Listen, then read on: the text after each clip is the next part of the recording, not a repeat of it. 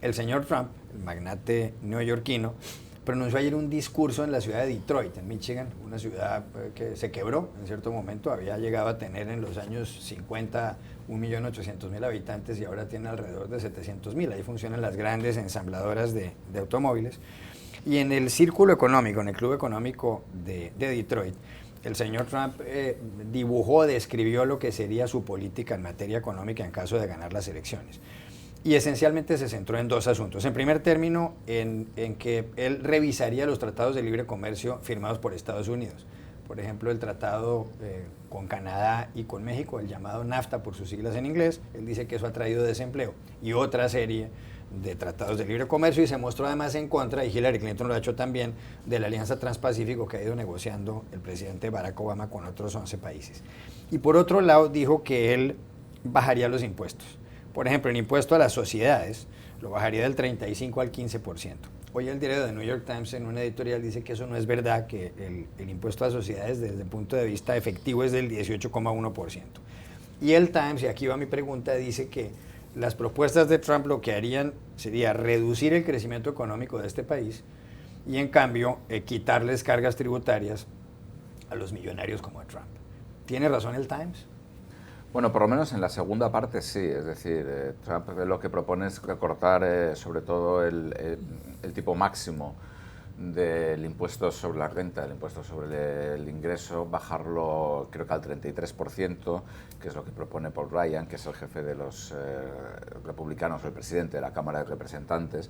En general, digamos que su política se basa en lo que se llama la economía del trickle down, del goteo, digamos, que es bajar los impuestos a los ricos para que supuestamente aumente la inversión y se produzca un aumento de la oferta, se produzcan cosas más baratas, haya más innovación y esto al final acabe afectando a todo el mundo y evidentemente las empresas se expandan y contraten a más gente. Esta era la teoría económica vigente en los años 80 que funcionó o que aplicaron Reagan y Thatcher y que bueno, hoy en día digamos está bastante desacreditada, nadie la apoya completamente, entre otras cosas porque ha provocado unas desigualdades de ingresos absolutamente abismales y brutales. De todas maneras, a mí en el discurso de Trump en el club económico de Detroit me llamaron la atención algunas cosas. Una de ellas que Trump sigue siendo muy vago, sigue sin decir cosas, es decir, revisaría, renunciaría a los tratados comerciales. Bueno, ¿qué quiere decir eso? Bajar el impuesto de sociedades, el impuesto a las empresas. Efectivamente, ahí el New York Times tiene toda la razón. Cualquiera que haya hecho la declaración en Estados Unidos sabe que aquí el código fiscal es absolutamente incomprensible y gigantesco, porque cada año le añaden más cosas y más cosas.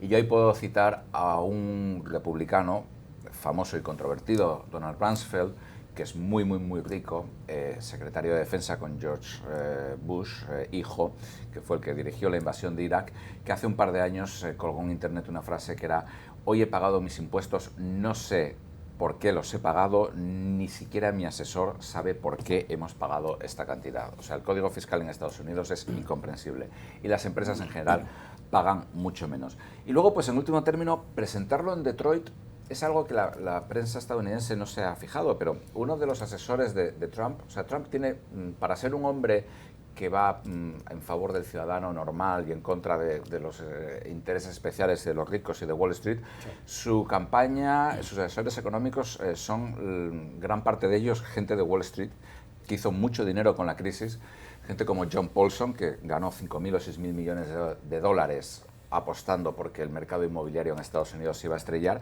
y uno de ellos es Steven Feinberg, que es el principal socio de una empresa de private equity que se llama Cerberus, que es la empresa que lleva a Chrysler, que es una de las 3 grandes fabricantes de coches de Detroit, a la quiebra.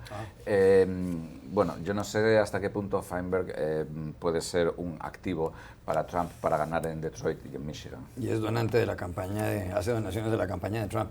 Marco, usted ha escrito bastante sobre esta campaña de Donald Trump, pero además ayer pasaron dos novedades en esta carrera de Trump hacia las elecciones del 8 de noviembre, y es que, por una parte, 50 antiguos altos cargos del Partido Republicano hicieron un pronunciamiento donde dicen que le retiran el apoyo a Trump. Hay gente ahí como Robert Selig, que fue número 2 del Departamento de Estado, pero además hay algunos que han sido secretarios del Interior, con lo cual están cuestionando unos republicanos la política de Trump para mantener la seguridad en Estados Unidos. Y para rematar, en el diario The Washington Post, una senadora republicana del estado de Maine, Susan Collins, dice que ella no va a apoyar a Trump, es una senadora muy importante, entre otras cosas porque es un hombre indecente, porque es un hombre que ofende a los demás, y ella dice que esas cuestiones, que la decencia trasciende, va mucho más allá de los principios políticos. ¿Esto le hará daño a Trump? Bueno, esto refleja que Trump está divorciado de la élite de su partido y incluso de la élite en general, ¿no? En el caso de la Carta de los 50 exaltos cargos de seguridad y defensa de Estados Unidos, de lo que se podría llamar el aparato de la diplomacia, de la defensa de este país, ¿no? No tiene a nadie, a ninguna figura de peso que le respalde. Y ocurre un poco con la economía también. Ha costado mucho encontrar un equipo de asesores económicos con economistas respetables e influyentes que avale sus planes, y lo mismo ocurre con los temas de política exterior, ¿no? Esto le puede hacer daño en el sentido de que le reafirma que Trump, y leyendo los argumentos tanto de la senadora Collins de Maine como de los 50 exaltos cargos de política exterior y de defensa, pues las críticas son casi tan o más feroces que las críticas de los demócratas hacia Trump, ¿no? Como una persona poco fiable, como una persona incluso peligrosa para Estados Unidos, ¿no? En este sentido sí que le hace daño. De otro lado, Trump puede replicar con... El argumento fundamental de Trump es que él es una nueva manera de hacer política, él no es político, y que las élites han llevado a Estados Unidos a la situación catastrófica y apocalíptica en la que, según la descripción que hace Trump de Estados Unidos, se encuentra este país actualmente. Y por tanto él puede replicar diciendo, bueno, todos estos 50 expertos, muchos de los cuales, hay que decirlo, pues estaban en la administración, por ejemplo, de George W. Bush, que llevó a la guerra desastrosa de Irak, pues Trump puede decir, estas élites son las que nos han llevado a esta catástrofe, y mi mensaje es oponerme a esto. El problema de Trump es que no creo que sea suficiente este argumento, porque él con ese argumento seduce y moviliza a un segmento del electorado que le es muy fiel, y esto se ha visto recientemente con su recaudación, por ejemplo, de pequeños donantes, ¿no? Que son esta gente que cree de verdad, que tiene fe en Trump.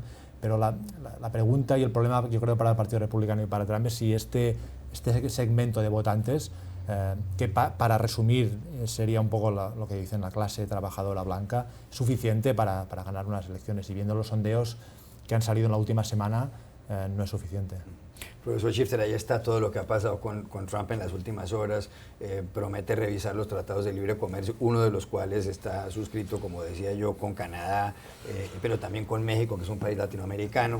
Uno no sabe si le dé por revisar el tratado de libre comercio con Colombia, o por echarlo para atrás, o con Centroamérica, o con otros países. También ha hablado él de reducir impuestos, y hay gente del Partido Republicano que dice que él no manejaría bien la seguridad de este país. Usted preside el think tank, el centro de estudio más importante sobre América Latina aquí en Washington y en Estados Unidos. ¿Cree usted que Trump sería bueno o malo para América Latina si llega a la Casa Blanca? ¿Cree que Hillary Clinton sería mejor o peor que Trump? Bueno, lo que demuestra Trump, más allá de todas sus propuestas, ideas que está lanzando, es que es totalmente incoherente y poco predecible. Uno no sabe lo que va a decir de un momento para otro, contradice de un momento para otro. El mismo discurso económico, por un lado, muy ortodoxo en ese tema de impuestos, pero poco ortodoxo en el Partido Republicano en temas de comercio, que rompe todos los reglas, los marcos y tradiciones históricas del Partido Republicano para más mercado, más comercio y todo esto. Entonces uno pregunta, ¿qué está atrás de eso? No hay una cosa firme, no hay una cosa coherente, lógica. Y creo que para América Latina uno puede revisar todos los temas, pero yo creo que con América Latina busca más, con un enfoque más predecible, que hay algo que se puede esperar. Y creo que con Hillary Clinton no, yo creo que se sabe más o menos la orientación de su política hacia América Latina. Con Trump no se sabe. Obviamente, el único tema que ha hablado bastante tiene que ver con México, de construir el muro, la frontera pagado por México, por supuesto, y también renegociar NAFTA, como usted dijo. Pero más allá de esto, no sabe nada de Venezuela, por ejemplo, no sabe nada de Colombia, no ha dicho una palabra sobre Brasil, no hay nada. Coincide con la política de Obama con Cuba, pero hubiera negociado un mejor acuerdo. De repente está buscando construir un hotel ahí en el Malecón, ¿no? en La Habana, no sé. Pero y creo que eso es muy desconcertante para los latinoamericanos y para cualquiera, porque no se sabe lo que va a hacer. Y obviamente lo que ha dicho, sus pronunciamientos, declaraciones contra los mexicanos y contra el juez aquí en Estados Unidos mexicano, eso los latinoamericanos son muy sensibles, con razón, y obviamente es lenguaje y discurso racista, que creo que no es la mejor manera de generar mucha confianza. Entonces yo creo que están muy, en América Latina, con Hillary Clinton, se puede esperar una continuidad más o menos con Obama. Tampoco no hay grandes expectativas, pero creo que esto sería mejor. Y con Kane como su vicepresidente, la fórmula ayuda mucho, que habla español, que estuvo en Honduras, que es un tipo que ha sido muy comprometido con temas de Centroamérica y otros temas. Yo creo que eso es una manera de tranquilizar también a América Latina.